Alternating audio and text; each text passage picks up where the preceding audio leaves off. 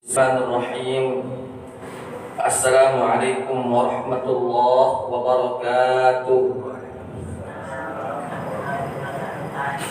Alhamdulillahi rabbil alamin. Alhamdulillahilladzi ahyana ba'da ma amatana.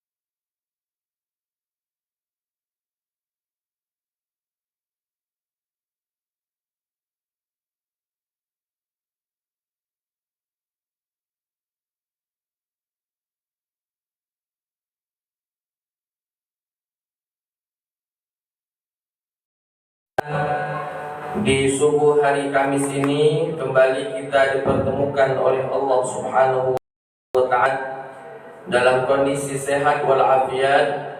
Sholawat beriringkan salam semoga selalu tercurahkan kepada junjungan kita baginda Nabi besar Muhammad sallallahu alaihi wasallam. Bapak Ibu hadirin wal hadirat yang dimuliakan Allah Subhanahu wa ta'ala, pada pekan yang lalu kita akhiri kajian tafsir kita di surat An-Nisa ayat 46. Maka di subuh hari ini insyaallah kembali kita akan melanjutkan kajian tafsir kita di surat An-Nisa ayat 47, An-Nisa ayat 48 dan 49. Kalau memang memungkinkan waktu kita sampai An-Nisa ayat 50.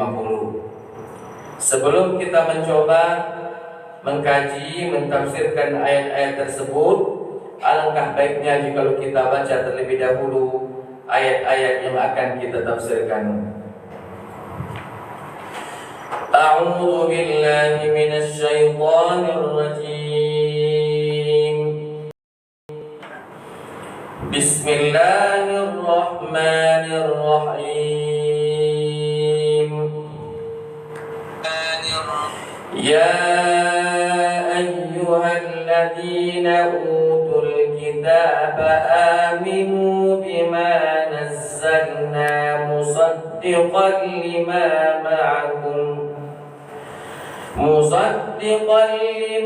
ma'akum min qabli an naqmisa wujuhan fanaruddaha ala adbariha أو نلعنهم كما لعنا أصحاب السبت وكان أمر الله مفعولا إن الله لا يغفر أن يشرك به ويغفر ما دون ذلك لمن يشاء ومن يشرك بالله فقد افترى إثما عظيما ألم تر إلى الذين يزكون أنفسهم بل الله يزكي من يشاء ولا يظلمون فتيلا انظر كيف يفترون على الله الكذب وكفى به إثما مبينا.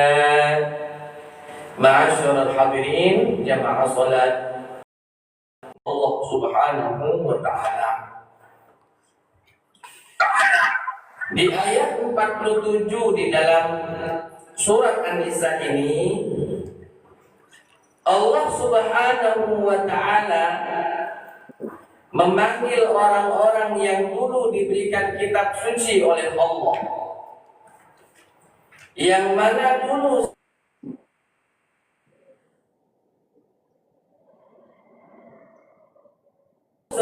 mereka sudah terlebih dahulu Allah utus kepada mereka seorang nabi. Begitu pula Allah berikan kepada mereka kitab suci, pedoman di dalam kehidupan mereka sehari-hari. Mereka itu adalah orang-orang Yahudi dan orang-orang Nasrani yang memiliki kitab suci Taurat dan kitab suci Injil. Allah Subhanahu wa ta'ala memanggil mereka agar supaya mereka beriman kepada apa yang telah Allah Subhanahu wa ta'ala turunkan kepada nabinya Nabi Muhammad, musaddiqan lima ma'akum, membenarkan atas apa yang ada di tangan kalian berupa kitab suci tersebut. Jadi orang-orang Yahudi dan orang-orang Nasrani, Allah panggil mereka untuk beriman kepada Al-Quran. Artinya mereka harus beriman kepada Nabi. Ketika beriman kepada Nabi, maka mereka pun beriman atas apa yang diberikan oleh Allah kepada Nabi tersebut berupa Al-Quran.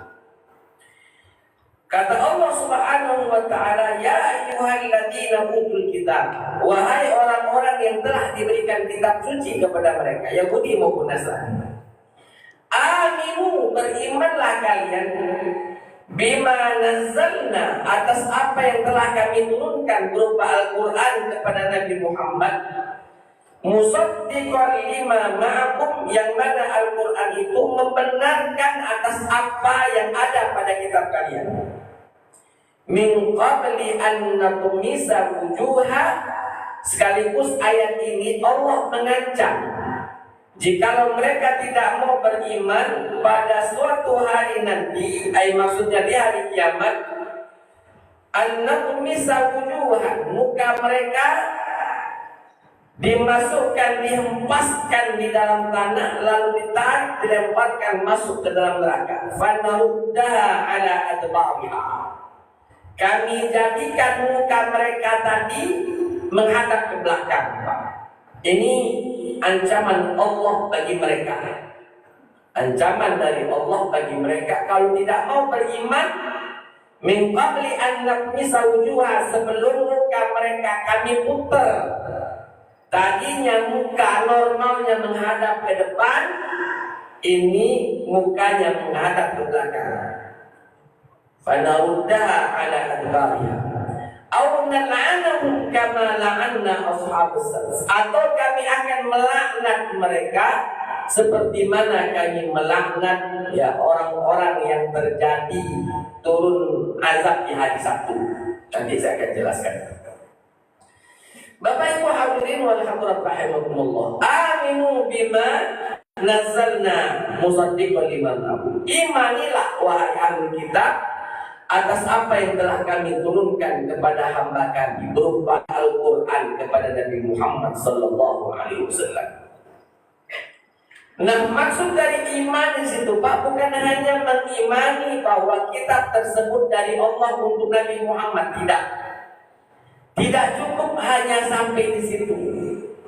Maksud imanilah di sini, dia percaya bahwa Al-Quran dari Allah. Dia percaya Al-Quran dari Allah untuk Nabi. Dia percaya isi kandungan Al-Quran semuanya benar. Lalu dia percaya dan pada akhirnya mengamalkan isi kandungan Al-Quran itu sendiri. Itu maksud iman. Bukan hanya di dalam hati ngomong aku iman Al-Quran itu dari Tuhan. Tidak cukup sampai di situ. Ada konsekuensinya jika kita betul-betul beriman kepada Al-Quran. Tadi pertama adalah kita mengimani Al-Quran itu kalamullah, firman Allah. yang Allah berikan, yang Allah wahyukan kepada baginda Nabi besar Muhammad sallallahu alaihi wasallam. Ini harus diimani bahwa firman Allah Al-Quran ini dari sisi Allah, bukan buatan Nabi. Karena mereka meyakini bahwa Al-Quran ini karangan Nabi Muhammad, buatan Nabi Muhammad. Padahal mereka tahu sendiri Nabi Muhammad tak pandai membaca dan tak pandai menulis.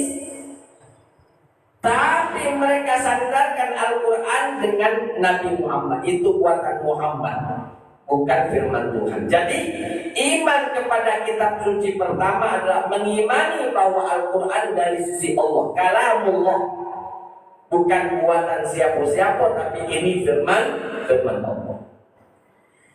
Yang kedua, iman kepada Al-Quran ini, dia haruslah mengimani bahwa Al-Quran ini benar isinya, tidak ada keraguan di dalamnya. Zalikal kitabu la raiba fihi. Kitab suci Al-Quran di dalamnya tidak ada keraguan, semuanya benar. Hudan lil muttaqin, sebagai petunjuk bagi orang yang bertakwa. Di surat yang lain mengatakan hudan linnas, sebagai petunjuk bagi manusia. Percaya bahwa ini adalah firman Allah dan kesemuanya 100% benar adanya, karena dari zat yang maha benar. Tak mungkin Allah yang maha benar, maha mengetahui, lalu berbicara sesuatu di dalam Al-Quran yang tidak ada kebenaran di dalamnya. Itu tak mungkin. Maka kalau percaya bahwa Allah ini adalah firman Allah, maka dia juga haruslah mempercayai bahwa isi kandungan Al-Quran benar semuanya, tidak ada keraguan di dalamnya. Apakah kitab suci Al-Quran atau ayat-ayat Al-Quran itu sudah terjadi di zaman sekarang atau belum terjadi? Sudah ditemukankah ilmunya atau belum ditemukan ilmunya, teorinya? Kalau memang ada di dalam Al-Quran, percaya 100%. Contoh, urusan akhirat itu kan urusan ghaibiyah.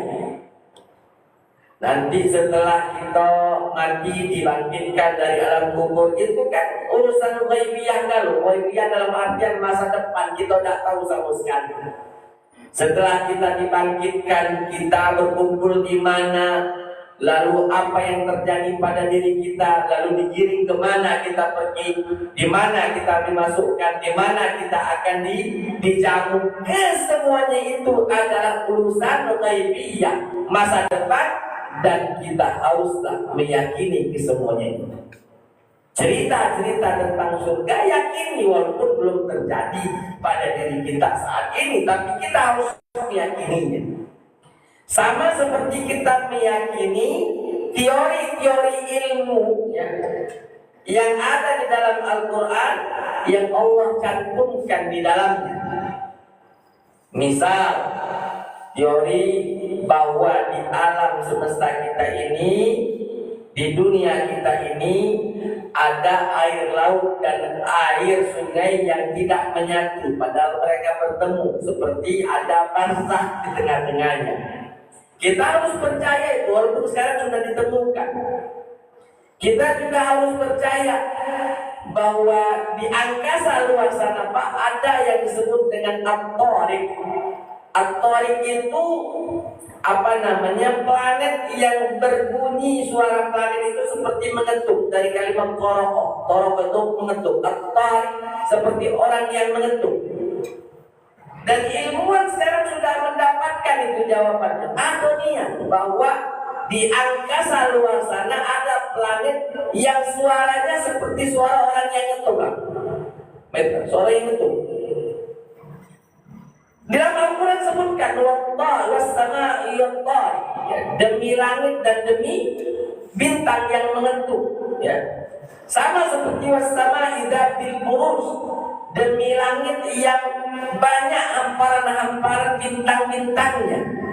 Kesemuanya itu telah ditemukan oleh ilmuwan. Jadi Al-Quran Sudah ditemukankah teori itu? Kalau belum ditemukan teori itu, kita percaya. Nah, itu maksud dari iman.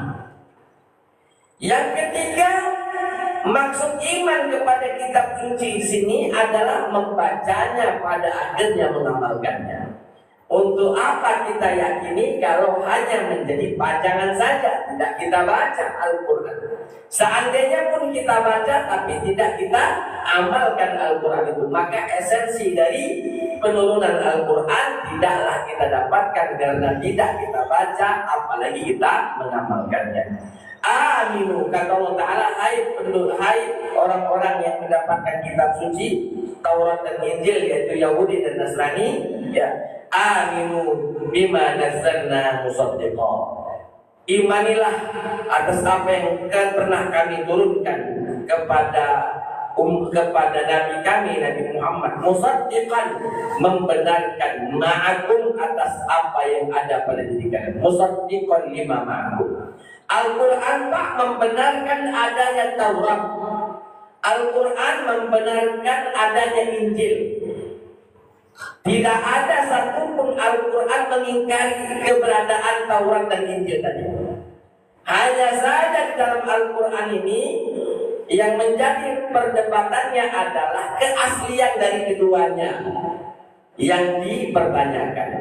Keaslian dari Taurat, keaslian dari Injil, karena Allah Ta'ala berfirman, yu'arrifunahu, ya, mereka mentahrif kitab suci mereka. Tahrif itu artinya merubah semau mereka sesuai dengan apa yang mereka inginkan. Kalau keberadaannya diyakini Pak, bahwa Taurat ada, Injil ada. Taurat dari Allah untuk Nabi Musa, Injil dari Allah untuk Nabi Isa. Itu tidak kita ragukan karena Al-Quran membenarkan ini. Musaddiqan lima ma'akum. Min qabli an naqmisa wujuha, sebelum muka mereka itu kami putar, fanaruddaha ala adbariha, maka muka mereka akan menghadap ke belakang. Di hari kiamat tentunya ini Pak. Nanti badannya ngadap ke utara, rupanya mukanya ngadap ke selatan. Kalau yang normal itu badan ngadap ke utara, lalu muka ngadap ke utara, itu normal seperti kita ini. Kemana badan menghadap, disitulah muka menghadap, itu normal. Tapi di akhirat nanti ketika tidak mau beriman kepada Al-Quran, maka badan menghadap ke depan, kepala menghadap ke belakang. Na'udzubillah summa na'udzubillah. Dan kita bukanlah si pahit kita atau mata empat, walaupun muka ke sana tapi kita ada mata lagi di belakang pacak jingga dah hati Pak. Ini manusia biasa. Kita manusia biasa. Jadi ketika muka berbeda dengan arah badannya, ini masalah. Artinya apa Pak? Di sini bahasa kiasan bahwa Allah sudah berikan engkau ini jalan yang lurus, petunjuk, tapi kau tak galak ngambilnya. Kalau kau pakai Al-Quran itu jalanmu lancar, mukamu menghadap ke depan, kemana pun kau menginginkannya bisa melewati. Tapi di akhirat nanti, bagi orang-orang yang tidak mau percaya dengan Al-Quran, maka dia berjalan bertentangan dengan arah kepalanya. Jadi nombor sana, nombor sini. Badan berjalan ke sana, mata nyengok ke belakang. Ini bahasa kiasan kata para ulama. Karena ketika seseorang mengimani Al-Quran dan menjalankannya, maka sama saja seperti badannya menghadap sesuai dengan mukanya menghadap. Jadi kemana saja dia mau berjalan, ada matanya yang senantiasa memberikan petunjuknya. Tapi coba bayangkan kalau badan dan muka berbeda arah. Aku berjalan ke depan, mataku ngomong lurus baik. Kalau ke kamu kanan kena diam, kalau kamu kiri kena diam juga. Padahal yang aku lewati ini tak kata tiang depan aku. Jadi konsep otak ini. Otak memberikan sinyal bagaimana kaki berjalan kemana. Makanya apa? Alangkah meruginya kita kalau kita umat Islam kita sendiri tak percaya dengan Al-Quran. Rugi sekali. Orang yang kafir, Yahudi maupun Nasrani, ketika tidak beriman saja, Allah Subhanahu wa Ta'ala ancam mereka di akhirat nanti mukanya kemana, badannya ngarah kemana. Min qabli an natmisa wujuhan, sebelum muka mereka kami balikkan ke belakang. Fanaruddaha ala adbariha. Artinya Al-Quran Allah berikan sebagai petunjuk jalan, maka pegang betul. Tidak satu pun di antara kita, itu keyakinan saya, tidak satu pun di antara kita yang menginginkan kesesatan di dalam hidup ini. Semua kita pasti menginginkan baik di dunia, baik pula di akhirat. Semua kita saya pastikan menginginkan enak di dunia, enak di akhirat. Bahagia di dunia, bahagia juga kita di akhirat. Semua kita saya yakin. Tapi Allah Ta'ala berikan jalan. Ini jalan kebahagiaan. Kalau kamu kepengen bahagia dunia pakai ini, ketika kalian ingin mendapatkan kebahagiaan akhirat juga pakai ini. Kita malah tidak mau menggunakannya. Ini kan terlalu ironis Pak kita, terlalu menyedihkan. Diberikan petunjuk jalan tapi dia tidak mau mengikutinya. Contoh Pak, contoh ya. Ketika di lampu merah kita dikasih informasi kalau ke kanan ngarah ke sini, kalau ke kiri ngarah ke sini, kalau lurus ngarah ke sini. Rupanya niat kita nak ngarah ke kanan. Tapi kita bilang, aku tak galak ngarah ke kanan, aku nak lurus baik. Sampai tak kira-kira Pak? Mungkin sampai tapi lama. Mungkin sampai tapi lama. Kita kan kepengen sampai ke tujuan dengan cepat. Semakin cepat sampai tujuan, semakin bagus. Di lampu merah sudah tunjuk tahu Pak. Misalnya kita dari sini ke Ceritas. Kalau kamu ke kanan itu ke Pasar 16, ke Ampera, nyebrang ke Jakabaring. Kalau ke kanan. Kalau ke kiri, kamu ngarah ke Polda. Nak ke 12, ke Palimo, nak ngarah ke situ. Kalau kamu nak lurus, berarti kamu lewat Veteran. Kalau kamu nak ke Tigwelir, Pembaru, nak ke Lemapang, lewat situ. Nah sekarang kita di mobil itu nak kemana? Aku nak ke Lemapang. Silakan, seharusnya jalan cepatnya adalah lurus. Kalau di Ceritas, ini nak ke Lemapang malah belok kiri dia Pak. Atau nak ke Lemapang belok kanan. Nyampe tak ke Lemapang mungkin nyampe, cuma tadi lampu. Kalau lurus, sebentar tak lama sampai Butok gitu. Karena belok kanan mungkin belok kanan dulu. Sudah itu nyebrang pulau ke Ampera, baru ke kiri ke Tangguh Takat, baru nyebrang ke Musi berapa tuh? Musi 6. Nyebrang ke Musi 6, baru nyampe 6, baru masuk Butok. Nyampe cuma lama muter. Lebih lama lagi kamu ke kiri kamu. Ke kiri tahu-tahu di Polda baru belok kanan, baru lagi lewat Petisi, baru lurus ke Pusri, baru ke kanan lagi sampai ke Lemapang. Jauh nih ya Sampai mungkin sampai, tapi lah kita kepengen cepet sampainya, aman sampai tujuan. Nah inilah Al-Quran memberikan petunjuk bagi kita, hudan linnas. Kalau nak bahagia di dunia, pegang Al-Quran, jalankan Al-Quran. Nak bahagia di akhirat, pegang Al-Quran, jalankan Al-Quran. Kita mohon maaf Pak, mulut baik ngomong kepengen bahagia dunia akhirat, tapi disuruh ngaji dah galak. Disuruh mengkaji isi kandungan Al-Quran juga dah galak. Disuruh mengamalkan Al-Quran juga dah galak. Mana kamu nak bahagia dunia dan bahagia akhirat. Sedangkan Allah Ta'ala mengatakan min qabli an natmisa wujuha, sebelum mukamu kami balik berbeda arah dengan badanmu, karena dulu diunjuk jalan yang lurus, diunjuk petunjuk, kamu udah galak sudah. Kati gunung muka ini baliklah, dibalikkan oleh Allah. Muka menghadap ke belakang, badan menghadap ke depan. Kan tidak matching namanya Pak. Tidak matching namanya. Bapak Ibu hadirin wal hadirat rahimakumullah, min qabli an nabisa wujuhan fa naruddaha ala adbariha aw nal'anahum kama la'anna ashabas sabt. Sama seperti orang-orang yang tidak mau mengamalkan Al-Qur'an, kata Allah, bisa jadi kami akan laknat dia seperti mana kami melaknat ashabus sabt. Bapak Ibu, aku yakin masih ingat ya cerita tentang ashabus sabt, tentang penduduk Ailah yang diperintahkan oleh Allah untuk beribadah di hari Sabtu, tidak boleh nyari ikan. Masih nggak dapat cerita itu? Masih. Cuma dikit yang masih, sisanya banyaknya lumpuh. Kita flashback sedikit lah. Dulu Pak, di daerah Irak kurang lebih kalau zaman sekarang ini ada perkampungan dengan nama Ailah. Perkampungan itu namanya Ailah. Dia ini tinggal di pesisir pantai. Di pesisir pantai. Dan para penduduknya mayoritas pencari ikan, nelayan. Ya. Mayoritas nelayan, pekerjaannya, karena tinggal di pesisir pantai. Mereka ini sibuk untuk mencari harta, Pak. Sibuk nelayan, pergi melaut. Dah sudah.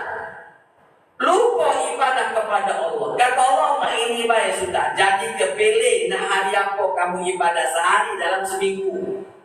Sehari dalam seminggu. Pilihlah derek. Aku tidak tentu ketentuan. Akhirnya mereka memilih hari Sabtu. Kami milih hari Sabtu, kami siap menghabiskan hari Sabtu itu untuk ibadah, tidak untuk nyari duit. Kata Tuhan, ayo. Diambil sumpahnya oleh Allah. Di hari Sabtu haruslah mereka beribadah, tidak mencari ikan, tidak melaut. Pak, ketika mereka menjalankannya, Allah pasti akan uji kekuatan imannya. Apakah betul-betul benar apa yang disampaikan atau cuma di mulut saja? Nah, Allah mengujinya dengan cara di hari Sabtu tersebut, ketika mereka diperintahkan ibadah, di hari Sabtu itu ikan banyak nimbul, Pak. Tidak perlu dicari ikan, nimbul dewek, nimbul ikan itu. Padahal di hari Sabtu tidak boleh mencari ikan. Mereka bilang, mungkin kebetulan baik hari Sabtu nimbul. Sabtu depannya lagi nimbul lagi ikan, banyak ikan, tinggal mungut bebas gitu, Pak. Karena tidak boleh, tetap mereka tidak kalah. Ujung-ujungnya mereka cari siasat. Mana caranya? Mereka menggali lubang di pinggir pantai. Ketika air laut naik pasang, nah banyu itu kan masuk juga ke dalam galian tadi. Nah ketika banyu masuk di galian, pas pasang itu juga masuklah ikan. Ketika ikan surut, di hari Minggunya baru diambilnya ikan tadi. Ikan juga tidak pacak lagi, nah balik lagi ngapa? Karena sudah terkurung. Kalau bahasa kita, kalau najur dia tuh punya lo lah bahasa kita. Nah, sudah diingatkan oleh orang-orang itu tidak boleh. Ini ikan hari Sabtu, jangan diganggu-ganggu. Kalau kamu galak, carilah ikan di hari Minggu, hari Senin, Selasa, Rabu, Kamis, Jumat, tidak boleh Sabtu. Kata mereka, di hari-hari itu tidak kati ikan, hari Sabtu inilah nimbulnya.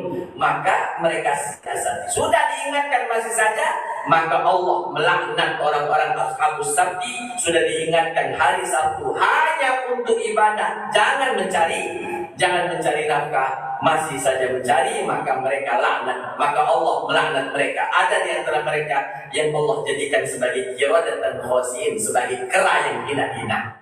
Jadi kero, Pak. Pas pagi hari keluar dari rumah, bukan manusia yang keluar, tapi kero yang keluar.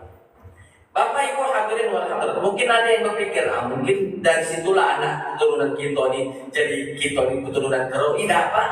Diceritakan dalam sejarah mengatakan bahwa mereka hidup tak lebih dari seminggu, Pak.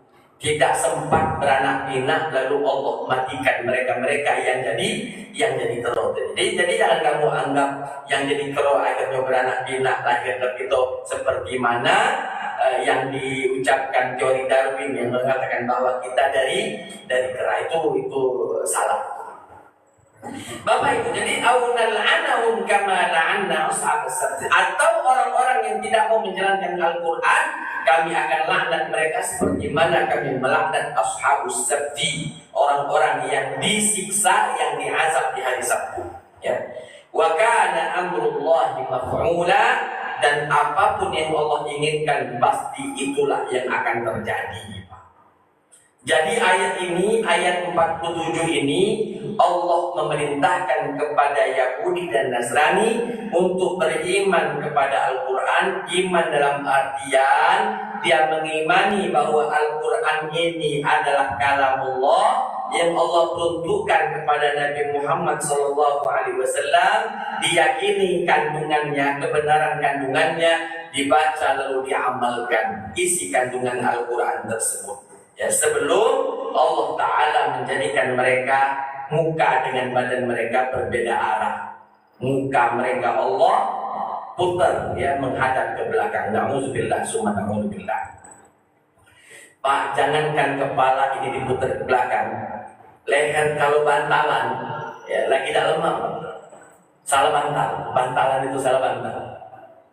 Lagi nyupir, Pak, main ini Pak Solino. Kenapa? Karena kalau main ini sakit, Pak. Jadi main nengok kalau lagi nyupir, kalau lagi bantalan. Ya. Pikir kenapa? Padahal cuma dikit dan bergeraknya, langsung dadak lama. Jadi main kita namanya ini. Leher ini tidak elastis, ya. Tidak elastis. Itu cuma dikit, cuma bergerak. Apalagi kalau diputar 180 derajat. Tadinya muka ngadap ke utara, jadi muka ngadap ke selatan. Padahal ngadap ke utara. Na'udzubillah, summa na'udzubillah. Masuk kita pada ayat selanjutnya. Di ayat 48 di dalam surat An-Nisa. Inna Allah la yaghfiru an yushraka bihi wa yaghfiru ma duna dzalika liman yasha. Kata Allah Subhanahu wa taala, sesungguhnya Allah Subhanahu wa taala tidak akan pernah mengampuni dosa syirik yang dilakukan oleh hamba. Allah tak akan pernah mengampuni dosa syirik yang dilakukan oleh hamba. Maksud dosa syirik tak akan diampuni oleh Allah ketika dosa syirik itu dibawa sampai mati. Ketika kita melakukan kesyirikan, belum taubat dari syirik tersebut, mati, nah yang ini tidak akan pernah Allah ampuni. Contoh, orang yang mati, ya, tidak beragama Islam. Apapun agamanya, kalau mereka mati sudah dewasa, mereka belum mati, tidak beragama Islam, tidak diampuni oleh Allah. Kenapa? Dia melakukan kesyirikan dan syirik itu dibawa sampai mati. Tapi kata para ulama, apabila dia melakukan kesyirikan lalu bertaubat kepada Allah dengan taubat sebenar-benar taubat sebelum dia mati, bisa jadi Allah ampuni dosa-dosanya, dosa syiriknya. Kenapa? Karena dia bertaubat sebelum ajal menjemput dirinya. Makanya Pak, kalau orang murtad, ini adalah dosa besar. Tapi ketika kembali lagi ke ajaran agama Islam, maka kemurtadannya diampuni oleh Allah apabila dia bertobat atas murtad yang dia lakukan di awal. Kenapa? Karena setelah Islam murtad, Islam lagi, maka pas murtad tadi kan melakukan kesyirikan, nyembah kepada patung, ya, mensekutukan Allah, mengakui bahwa ada Tuhan lain selain Allah. Nah, ketika dia melakukan kesyirikan, balik lagi dia Islam lagi, lalu dia bertaubat kepada Allah Subhanahu wa taala atas dosa syirik yang dia lakukan sebelumnya, maka Allah akan ampuni. Kenapa? Karena dia memohon ampunan dari dosa syirik yang dia lakukan sebelum mati.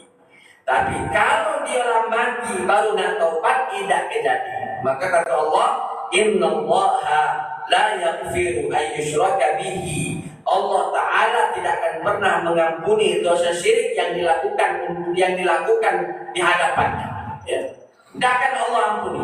Ketika orang melakukan syirikan itu mati masih membawa dosa syiriknya. Wa yaghfiru ma duna dzalika liman yasha, dan Allah Ta'ala akan ampuni dosa-dosa lain selain dosa syirik kepada Allah. Para ulama mengatakan bahwa ayat ini selain ancaman bagi orang-orang yang tidak mau bertaubat kepada Allah atas dosa syirik, masih mati dalam kondisi kafir, ayat ini juga sebagai rahmat bagi orang-orang yang beriman. Rahmat, Pak. Apa rahmatnya? Wa yaghfiru ma duna dzalika liman yasha. Allah akan ampuni dosa-dosa lain selain dosa syirik. Allah akan ampuni. Walaupun misalnya dia mati belum bertaubat atas dosa yang dia lakukan selain syirik, Pak. Makanya menurut akidah Ahlus Sunnah wal Jamaah yang kita yakini bahwa ketika orang mati membawa dosa selain dosa syirik, kita tidak boleh memvonis apakah dia pasti masuk neraka atau tidak. Ahlus Sunnah mengatakan mereka itu tahta masyiatillah, tergantung kehendak Allah. Kalau Allah nak ampuni bisa, tapi kalau Allah juga ingin mengazab atas dosa yang dulu dia kerjakan, itu juga bisa karena Allah Maha Adil. Jadi kesemuanya diberikan sepenuhnya hak atas Allah. Allah nak ngampuni, berhak Allah mengampuni kata yang dirugikan, atau Allah ingin mengazabnya karena dosanya, dosa hamba tersebut, itu juga Allah berhak untuk melakukannya karena dia di dunia semasa hidupnya masih melakukan perbuatan dosa. Makanya orang-orang yang melakukan dosa selain dosa syirik, kita Ahlus Sunnah wal Jamaah mengatakan mereka itu tahta masyiatillah. Urusan Allah kemana arahnya, ke surga neraka kita tidak baca tentunya, itu hak prerogatif Allah. Contoh baik. Uang matinya dimasak karena membegal, lalu dimasak, dibakar, uang mati di tempat. Misal, atau dia perampok, ada polisi ditembak oleh polisi, mati di tempat. Itu kan mati su'ul khotimah semua, Pak. Mati mencuri, atau mati sedang berzina, alhamdulillah, atau mati sedang melakukan dosa besar lain selain syirik, Pak. Kita tidak boleh memastikan pasti neraka ini. Tidak boleh, Pak. Kita memastikan. Kepastian itu hanya milik Allah. Surga atau nerakanya seorang hanya milik Allah. Walaupun memang dia matinya su'ul khotimah. Bisa saja Allah ampuni dosanya. Bisa saja Allah ampuni dosanya. Kita tak tahu, tapi Allah mengampuni dosanya. Yang tidak akan diampuni dosanya itu adalah orang yang mati memang dia dalam kondisi syirik. Mati kafir misalnya, mati tidak beragama Islam, sudah tidak usah banyak diharap. Dosa banyak diharap. Kenapa Allah sendiri mengatakan la yaghfiru, Allah tak akan mengampuni mereka. Innallaha la yaghfiru ayyushraka bihi. Allah tak akan mengampuni orang-orang yang melakukan syirik di hadapannya, dibawa sampai mati syirik itu, tidak akan diampuni. Maka kata para ulama, ini adalah rahmat Allah bagi kita yang beriman. Kalaupun seandainya kita mati kita dalam kondisi na'udzubillah su'ul khotimah, masih ada harapan. Cuman tadi, Pak, jangan banyak berharap. Harapan ada, tapi jangan banyak berharap, karena kita lah sudah membangkang, kepengen lemah pula. Siapa kamu kata Tuhan? Tapi harapan masih ada. Tidak menutup harapan ketika kita mati, na'udzubillah, dalam kondisi melakukan perbuatan dosa. Tidaklah menutup harapan kita bahwa Allah akan mengampuni. Bisa saja Allah ampuni, cuma tadi jangan banyak harapan. Maksudnya begini, sudah apa pulau gali-gali apa kamu hendak di dunia ini. Yang penting bukan syirik. Ngapa? Karena Allah pasti akan ampuni. Aja itu kamu salah memahami makna, ya, memaknai ayat salah. Jadi ayat ini menceritakan kepada kita, diperintahkan untuk beramal soleh. Kalau seandainya ada amal-amal salah kamu selama hidup itu, maka bisa jadi Allah ampuni dosa tersebut selagi bukan dosa syirik yang dibawa sampai mati. Innallaha la yaghfiru an yushraka bihi wa yaghfiru ma duna dzalika liman yasha. Wa may yusyrik billah, kata Allah, barang siapa yang mensekutukan Allah dengan apapun, faqad iftara isman 'azima, sungguh dia telah melakukan dosa yang amat sangat besar. Syirik itu dosa yang amat sangat besar. Mensekutukan Allah, mengakui bahwa ada Tuhan lain selain Allah pada alam semesta. Dia meyakini ada kekuatan lain di balik kekuatan Allah. Dia meyakini ada zat yang memberikan rezeki selain rezeki itu dari Allah. Nah, yang ini adalah perbuatan dosa syirik. Ketika tidak bertaubat atas syirik tersebut, bisa jadi mati kita mati su'ul khotimah, bahkan bisa saja mati kita mati murtad. Alhamdulillah. Bapak Ibu hadirin wal hadirat rahimakumullah, masuk pada ayat terakhir yang akan kita bahas pada sore hari. Ayat ke-49. Alam tara ilal ladzina yuzakkuna anfusahum balillahu yuzakki man yasha'u wa la yuzlamuna fatila. Kata Allah, tidakkah kalian memperhatikan kepada orang-orang yuzakkuna anfusahum, mereka yang senantiasa menjaga kebersihan jiwanya. Siapa mereka? Orang-orang yang beriman, menjaga kebersihan jiwa raganya, kebersihan hatinya, kebersihan jasmaninya, dijaga semuanya. Karena seorang manusia, Pak, yang berharga itu bukanlah jasadnya ini, bukan. Yang berharga itu adalah isi dalamnya, ruhnya, hatinya ini bagaimana. Makanya Allah Ta'ala tidaklah melihat dari potongan seseorang, Pak. Ayo ini putih, ini hitam, yang putih baik, jenguk yang hitam tidak dewan. Allah tidak melihat fisik kita, Pak, karena ini semua ciptaan Allah, tidak ada yang milik. Aku pengen cari tidak. Ini semuanya pemberian Allah. Makanya Allah Ta'ala tidaklah melihat dari fisik kita. Asyifulan hidungnya mancung, yang putrimu masuk surga yang mancung, yang pesek mohon maaf, kamu masuk neraka. Tidak, Pak. Nak pesek gitu, nak mancung gitu, nak hitam atau putih gitu, nak besar kecil gitu, apalagi nak sempurna jasad gitu atau ada kekurangan, semuanya tidak jadi masalah. Kenapa? Karena itu urusan jasmani. Yang dilihat oleh Allah itu rohaninya. Makanya Nabi mengatakan, Innallaha la yanzuru ila ajsamikum wala ila aswarikum wala ila amwalikum walakin yanzuru ila qulubikum wa a'malikum. Allah tidaklah melihat pada postur tubuh, warna kulitmu. Yang Allah lihat itu adalah hati kita dan amal ibadah kita. Itu yang dilihat, Pak. Secara rohani yang dilihat oleh Allah. Itu yang diperhatikan. Kita ini mohon maaf kadang sibuk ngurus jasmani baik, lupa dengan rohani. Ya salah biasa. Dia pokoknya, Pak, kalau nak tidur tidak lupa nyuci muka. Tidak lupa dia nyuci muka. Pakai sekarang bersih. Pakai yang ini, pakai yang itu. Sedikit pakai backclean dia, Pak. Nyuci mukanya supaya putih, pakai backclean dia. Yang dia pakai, yang dia perhatikan hanya kebersihan jasmaninya saja. Setelah nyuci muka selesai balik ke tidur. Seharusnya langsung wudhu lah. Ini namanya fid dunya hasanah wa fil akhirati hasanah.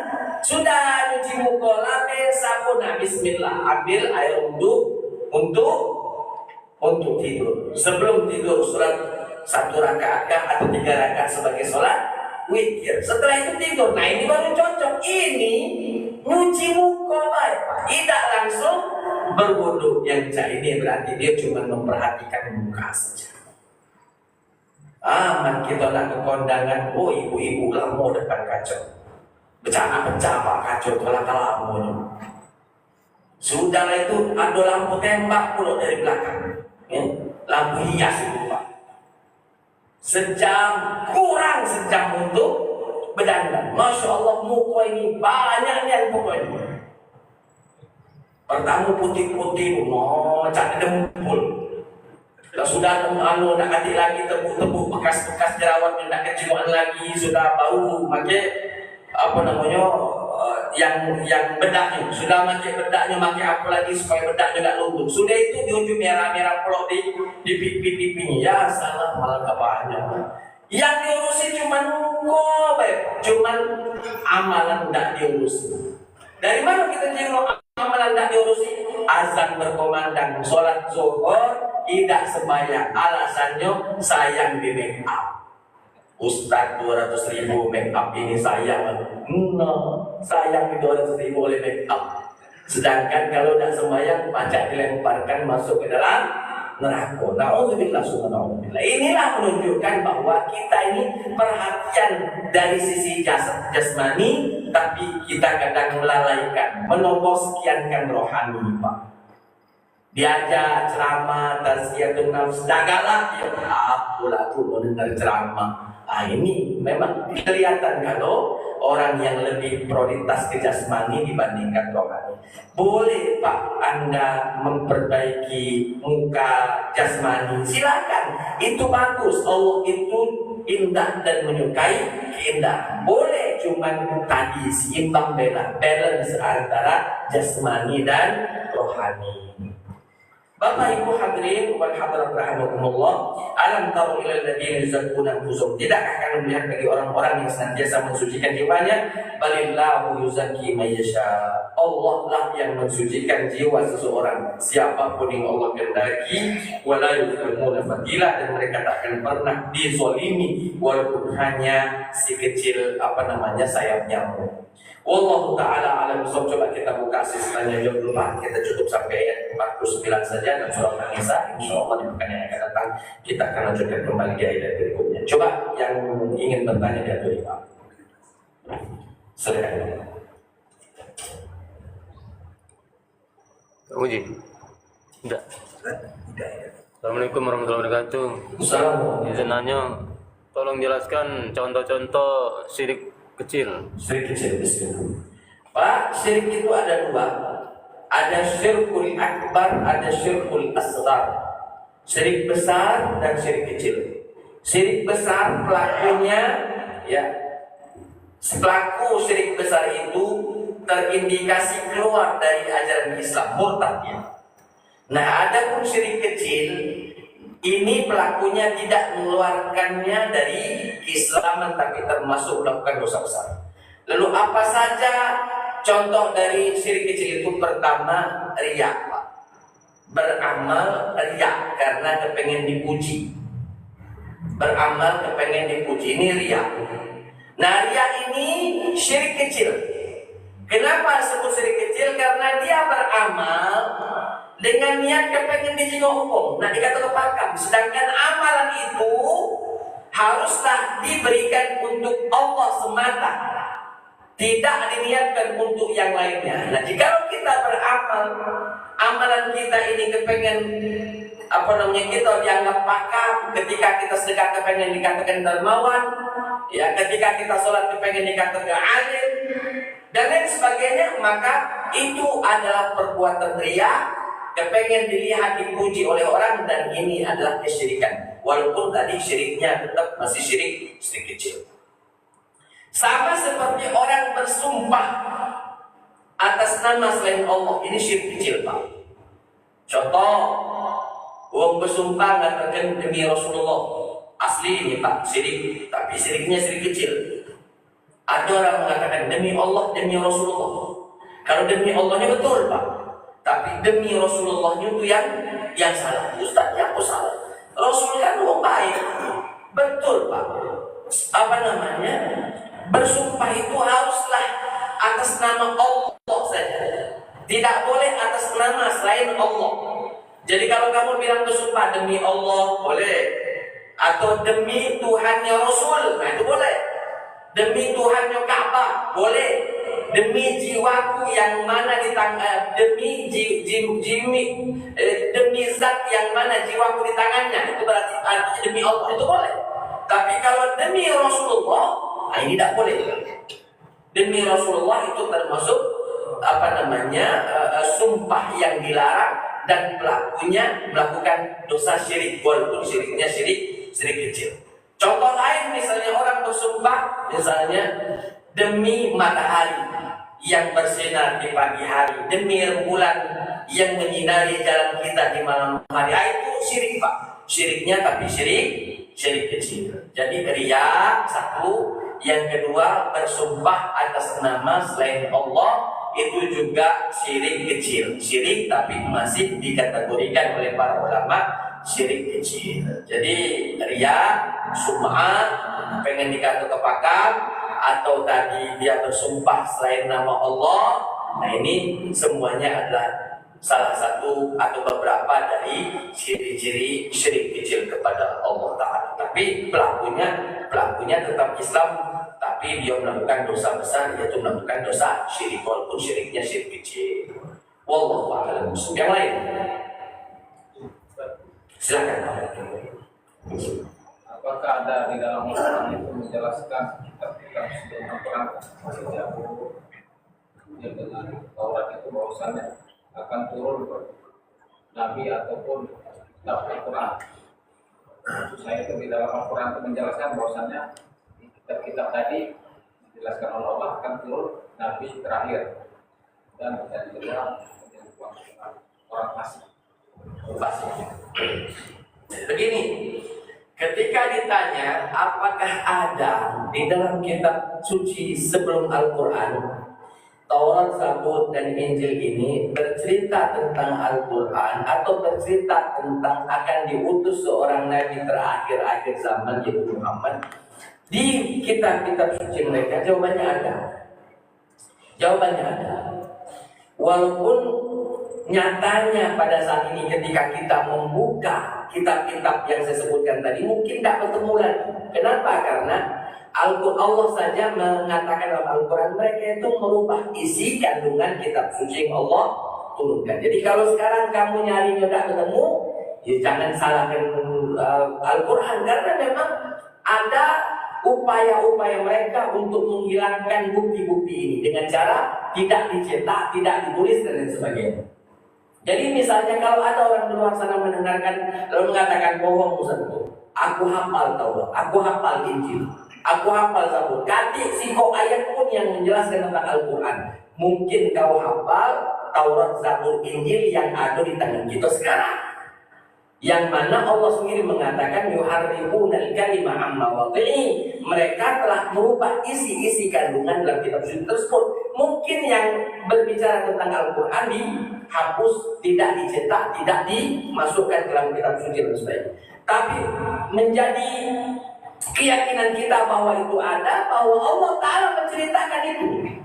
Ketika Allah menceritakan tentang Nabi Isa alaihissalam, memberikan kabar gembira kepada Al-Hawariyin, kepada para pengikut setianya, bahwa nanti di akhir zaman akan ada Nabi dan Rasul. Bahkan disebut namanya, wa mubasysyiran bi rasulin ya'ti min ba'di ismuhu Ahmad.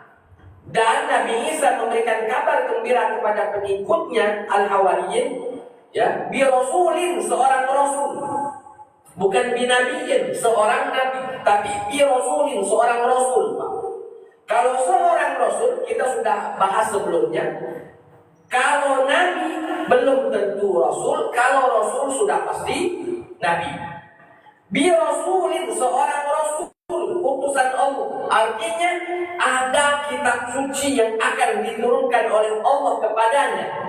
Karena Rasul itu membawa syariat baru, ada syariat bagi dia. Dan ketika syariat ada, maka amat sangat besar potensinya Allah berikan tuntunannya. Dan tuntunan itu adalah kitab suci. Kitab suci itu kalau di bahasa kita Al-Quran.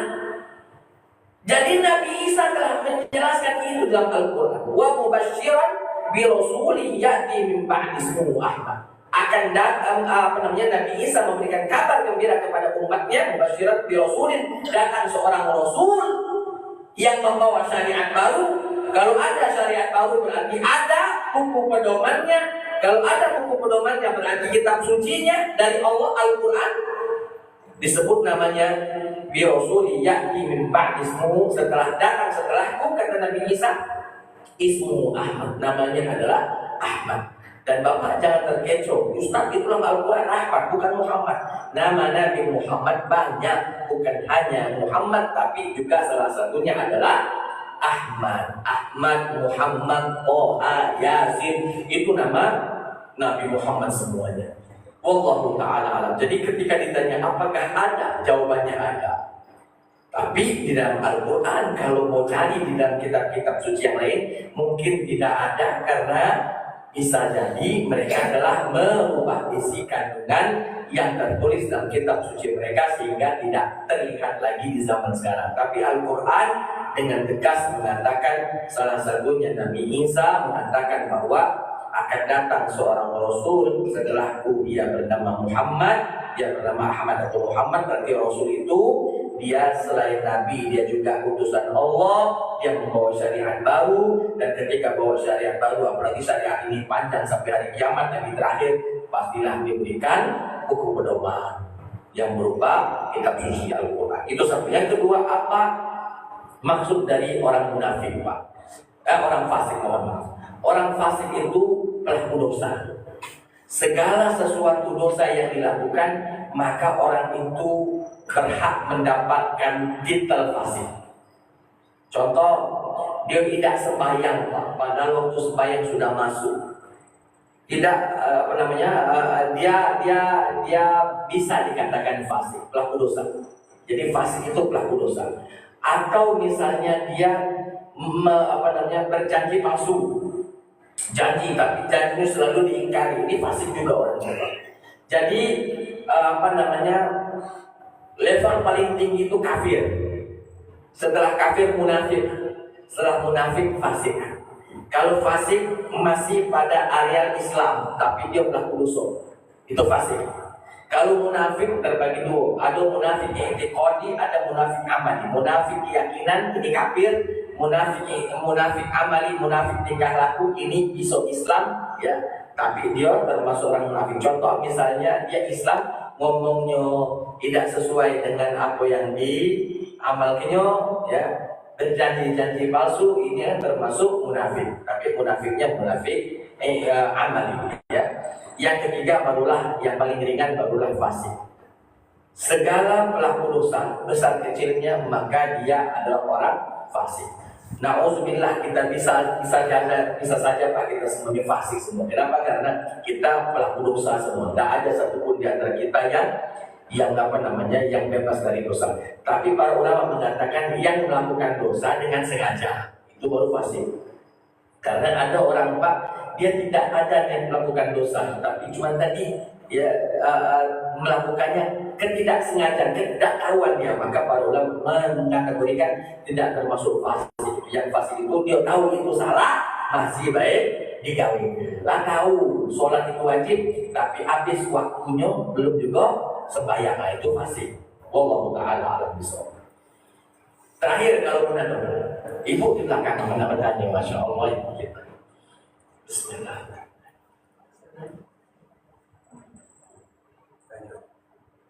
Facebook ada berarti? Ada. Instagram, Twitter, ada nggak? Ada. TikTok, ada nggak? Nggak ngajak itu tutup, mudah ceritanya.